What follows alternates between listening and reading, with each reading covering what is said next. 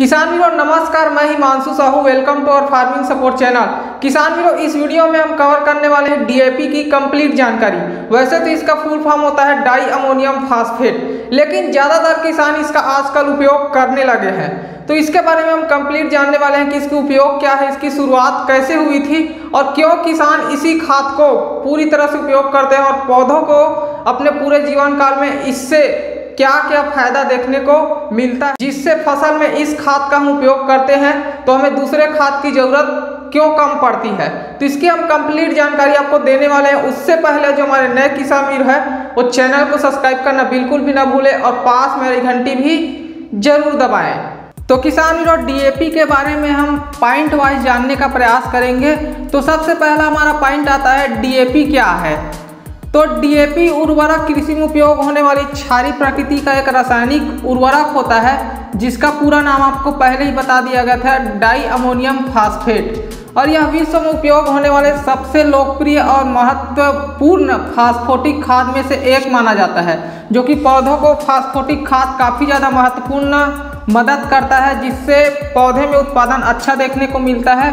और इसका उपयोग हरित क्रांति के समय सबसे ज़्यादा उपयोग देखने को मिला है, जो कि 1960 से ये आया था डीएपी खाद, जो कि हर किसान ये खाद उपयोग करने लगा है।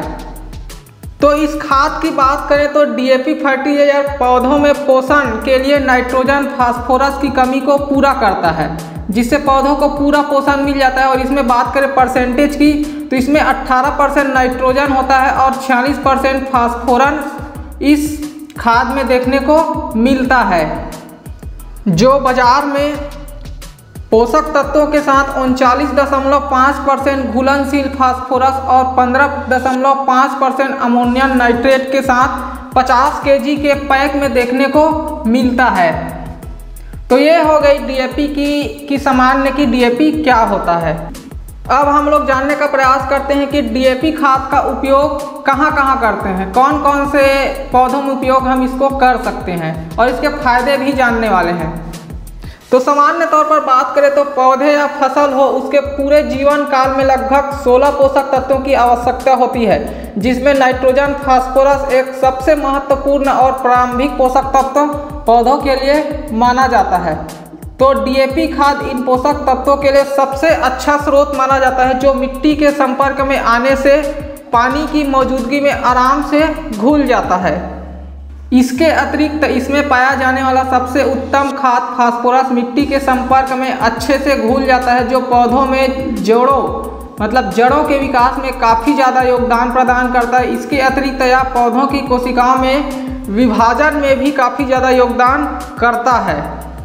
और साथ ही साथ अगर हम डीएपी का उपयोग करते हैं तो इसमें न्यूक्लिक अम्ल फास्फोलिपिड के निर्माण में काफ़ी ज़्यादा मदद करता है। तो इस तरह से डीएपी का उपयोग काफ़ी ज़्यादा योगदान हो जाता है पौधों के लिए। अपने जीवन काल में हर तरह से पोषक तत्व मिल जाता है, जिससे पौधा आराम से ग्रोथ कर पाता है।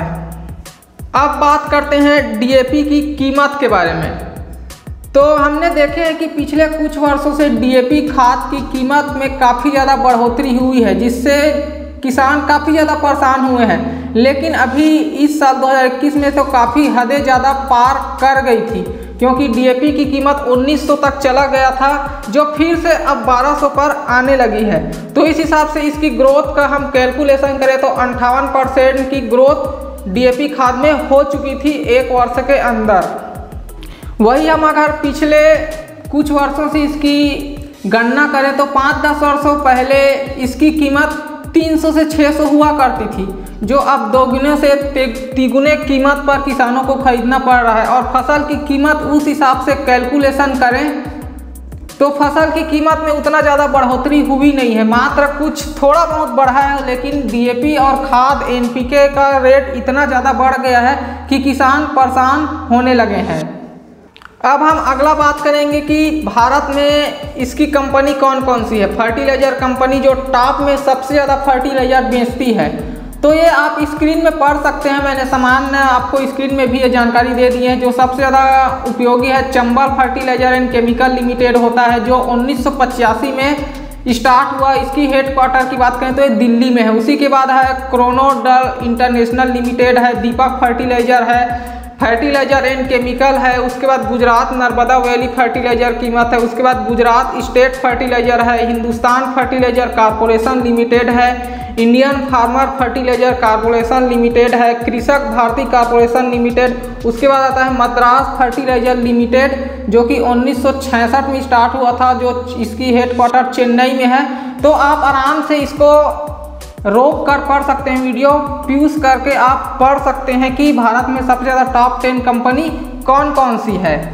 तो दोस्तों ये रही हमारे द्वारा दी गई कंप्लीट जानकारी। अगर आप जानकारी से संतुष्ट है तो वीडियो को जरूर लाइक करें, क्योंकि इससे खेती से रिलेटेड आपको इस चैनल पर नई नई जानकारी और देखने को मिलती रहेगी। और अगर आप संतुष्ट नहीं हैं तो आप नीचे मैं लिंक डिस्क्रिप्शन दे दिया हूं, जिससे आप वेबसाइट पर जाकर इसके बारे में आर्टिकल पढ़ सकते हैं, जहां आपको कंप्लीट जानकारी और अच्छे से देखने को मिलेगी। तो वीडियो ध्यानपूर्वक देखने के लिए आपका प्रेम पूर्वक धन्यवाद। तब तक के लिए जय हिंद।